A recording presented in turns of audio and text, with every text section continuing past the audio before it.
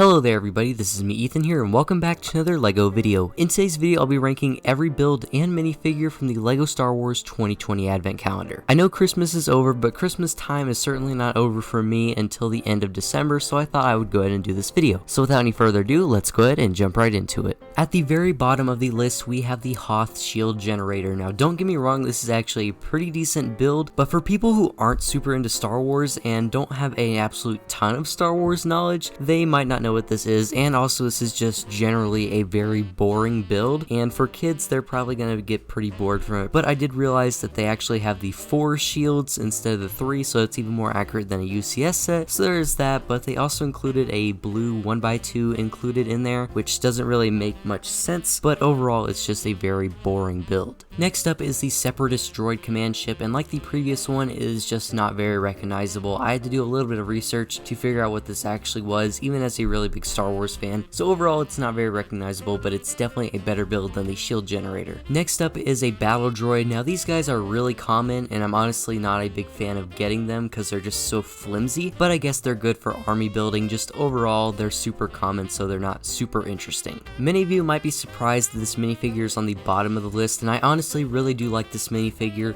Just we've gotten them so much this year in 2020 that I feel like the blue milk variant from the Skywalker Saga video game promo would work much better in this advent calendar, since this calendar is connected to the LEGO Star Wars holiday special. Next up is the Republic Cruiser. Now I don't have much to say about this build other than I like the color scheme, but this build is just not very recognizable. I thought it was a red Tantive 4. Next up is the Sith Dagger from the Rise of Skywalker, and the main thing missing here is the red that was in the original set. Next up is a Porg, and yeah, it's just a Porg. Here we have the Lars Homestead, and the builds are getting a little bit better, but overall it's just not the most interesting build ever. Next we have Santa Hat Dio, and this is actually a pretty good inclusion considering that Dio only appeared in I believe 2 or 3 other LEGO sets, so he's not the most common droid ever. Next is Anakin's Podracer, and I really don't have much to say about it. Now the builds are starting to get a little bit better, but here we have the Millenium Falcon, and this one isn't the best. I like to call it the Pancake Falcon just because the build is so thin. I think if it was just 2 layers of plates instead of 1 layer, I think it would work much better, but other than that, it looks pretty good. Next on the list is the Sith Trooper minifigure. Now don't get me wrong, this is one of my favorite LEGO Star Wars minifigures. Just having him in an advent calendar doesn't seem right to me. I feel like this should have been replaced with another minifigure, but it's still good for army building, I suppose, if you want to army build a Stormtrooper that was only in 2 seconds of a movie. Next up is the Stormtrooper, and I think this guy is a little bit better just because he's actually kind of uncommon, and he doesn't come in a lot of cheap sets nowadays. He was originally in a battle pack, but that already retired within a year, so I'm happy to have another one of him, and he's good for army building, of course. Here is the pit droid, and this guy honestly should have came in the Anakin's Podracer 20th anniversary edition last year, but I'm still happy that he ended up in the advent calendar, and it is a pretty fun build. Here we have what I'm calling Rudolph the Red-Nosed Tauntaun, and this guy's great, and I definitely prefer this over droids with Santa hats on instead. Here's another Christmas themed character build. This is the Snowman GONK droid, and this is a pretty clever build, and I like how it was put in this advent calendar since it connects to the holiday special as well. Here we have the mini Rebel A-Wing, and this was the first day of the advent calendar, and man, I loved it. The build of this is so much better than the one that came in the May the 4th promo,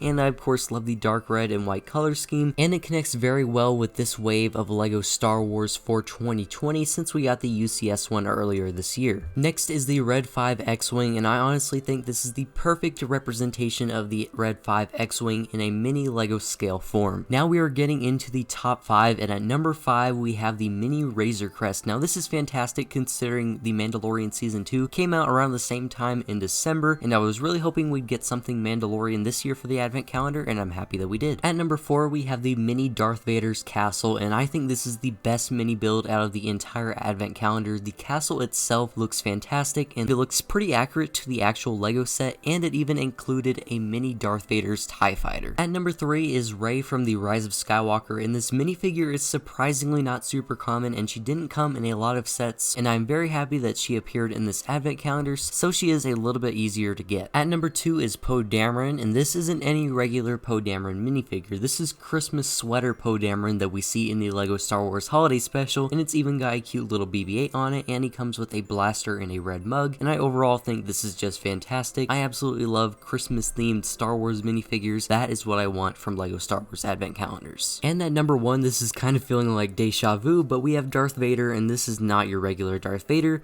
This is Christmas sweater Darth Vader that we also see in the LEGO Star Wars Holiday Special. So Poe and Darth Vader are both rocking Christmas sweaters from the Holiday Special, and I am absolutely loving it. It's got the Death Star on it, it's got the newer Darth Vader helmet, and it's got the same legs from the newer Darth Vader from the Death Star Final Duel, as well as the Bestman Duel LEGO set, and it just looks so funny, and I loved seeing it in the LEGO Star Wars Holiday Special, so overall this minifigure is just too good to be true. So there you guys have it. There was my ranking of the LEGO Star Wars 2020 Advent Calendar. I think this is one of the best LEGO Star Wars Advent Calendars in years, I'd say. I definitely enjoyed it. It comes with some great minifigures and great builds, even though I critiqued quite a few of them towards the end. I still really enjoyed them, just they weren't recognizable for other people, so that's kind of why I put them towards the bottom of the list. So did you agree with this list? Let me know in the comment section below, and let me know what your thoughts on this Advent Calendar were in the comment section below. I would love to know. So I'd like to thank you all so very much for watching. Please be sure to like, comment, and subscribe, and as always, I'll see you in the next one. Bye and have a great day.